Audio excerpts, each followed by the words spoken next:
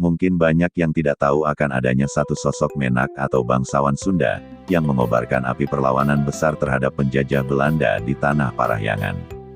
Beliau adalah Raden Alit atau yang biasa dikenal sebagai Haji Prawatasari. Keberaniannya telah mengobarkan semangat perlawanan besar rakyat Tatar Sunda, yang hampir menghancurkan kekuasaan kolonial Belanda di Tatar Sunda. Sementara itu, tampak parit di kaki Gunung Jampang Manggung, Cikalong Kulon yang memanjang layaknya seekor ular raksasa. Tak ada seorang pun yang tahu pasti sejak kapan sungai kecil berbatu itu ada, kecuali beberapa penduduk yang berusia senja. Menurut mereka, berdasarkan cerita turun-temurun, parit itu bekas tempat pertahanan pasukan Haji Prawatasari saat melawan Belanda ratusan tahun lalu. Ada banyak dokumen dan arsip-arsip berbahasa Belanda yang menyebutkan sepak terjang menak Sunda asal Cianjur yang memiliki nama kecil Raden Alit itu. Dalam buku Keuntungan Kolonial dari Kerja Paksa, Sistem Priangan dari Tanam Paksa Kopi di Jawa, tahun 1720 sampai tahun 1870, Breman mengatakan bahwa Haji Prawatasari adalah ulama fanatik, yang mengobarkan perlawanan terhadap orang asing tak beragama. Menurut Breman, pada tahun-tahun pertama dari abad ke-18, perlawanan besar Raden Alit atau Haji Prawatasari, telah mengguncang posisi penjajah Belanda di daerah Parahyangan atau Tatar Sunda.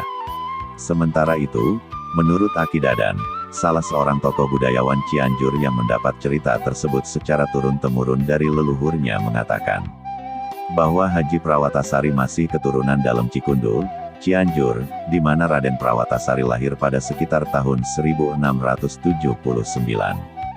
Dia merupakan putra tunggal Arya Wiratanu I atau dalam Cikundul dari istri keduanya, Dewi Amriti, putri Patih Kerajaan Jampang Manggung, sebuah kerajaan kecil yang letaknya di kaki Gunung Mananggel, Cianjur. Meskipun dilahirkan di Keraton Jampang Manggung, sampai umur 8 tahun Prawatasari dibesarkan bersama dua kakaknya yang satu ayah. Mereka adalah Raden Wiramanggala dan Raden Wiradimanggala atau Arya Cikondang, di Kadaleman Cikundul.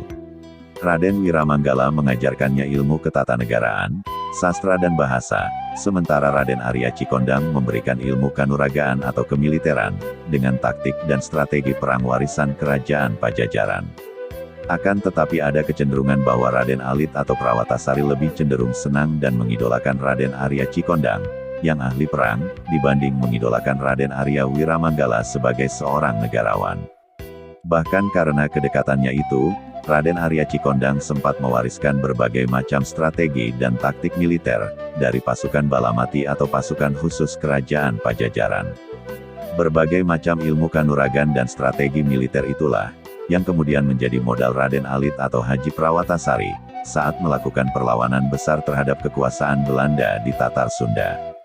Berbeda dengan putra-putra menak atau bangsawan pada umumnya, Haji Prawatasari terkenal dengan pergaulannya yang sangat luas di kalangan rakyat kecil. Saking akrabnya, sewaktu masih kecil, Prawatasari mendapat panggilan kesayangan dari masyarakat dengan sebutan Raden Alit atau anak kecil. Sementara itu, pada tahun 1691, Raden Wiramanggala diangkat menjadi penguasa Cianjur dengan gelar Arya Wiratanu II.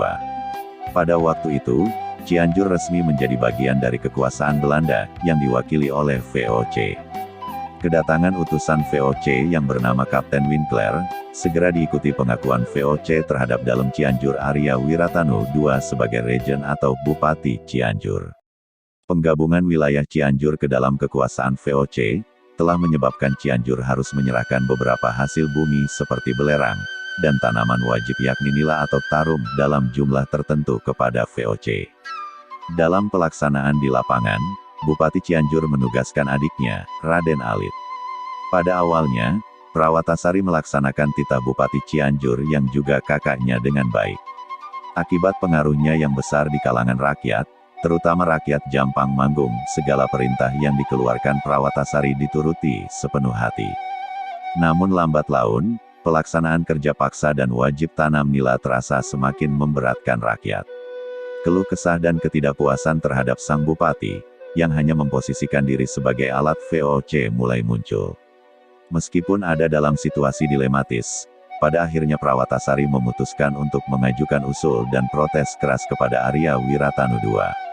Tentu saja usulan tersebut langsung ditolak keras oleh Bupati Cianjur. Karena dirinya bisa dituduh tidak loyal kepada kompeni dan bisa dicopot jabatannya. Penolakan Arya Wiratanu II menyebabkan rakyat Jampang Manggung hilang kendali. Memasuki tahun 1703, sebagai tanda protes, para petani melakukan boikot dan pembangkangan terkait pengambilan belerang dari kawasan Gunung Gede, dan lalu membakar lahan kebun tarum secara besar-besaran. Pada akhirnya, Prawatasari pun menjadi tertuduh utama sebagai biang dan dalang di balik aksi tersebut. Seorang utusan bernama Cakrayuda pada akhirnya dikirim oleh Bupati Cianjur untuk menyelesaikan insiden itu. Bukannya menyelesaikan masalah, pertemuan antara Cakrayuda dan Prawatasari berujung bentrok fisik. Bupati Cianjur pun marah. Ia lalu mengerahkan sejumlah tentaranya untuk menangkap sang adik. Namun upaya itu gagal total, karena Prawatasari dibela habis-habisan oleh masyarakat Jampang Manggung dan Cikalong Kulon. Haji Prawatasari dikenal memiliki jaringan yang cukup luas dengan beberapa ulama di Jawa Timur terutama dari wilayah Giri. Sesudah insiden Cakrayuda, hubungan Jampang Manggung dan Cianjur ada dalam situasi yang tidak menentu.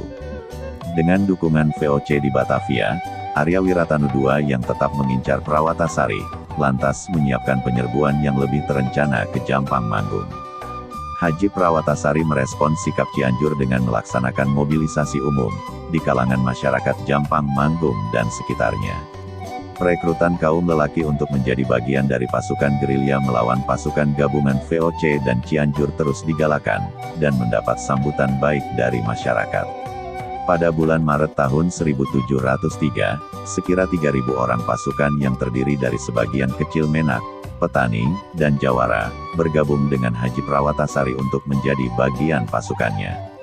Mereka pun lantas menyerang tangsi-tangsi militer tentara kompeni di pusat kota Cianjur. Bermodalkan taktik dan strategi perang lawas, warisan militer dan pasukan bala mati kerajaan Pajajaran, kekuatan pasukan gerilya Haji Prawatasari bergerak seolah tak terbendung oleh tentara kolonial.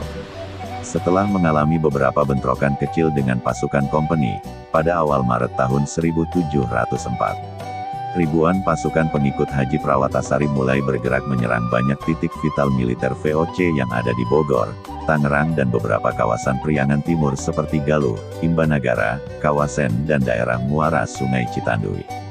Sesekali, pasukan Haji Prawatasari pun melakukan beberapa serangan terkoordinasi, di pinggiran kota Batavia atau Jakarta sekarang ini.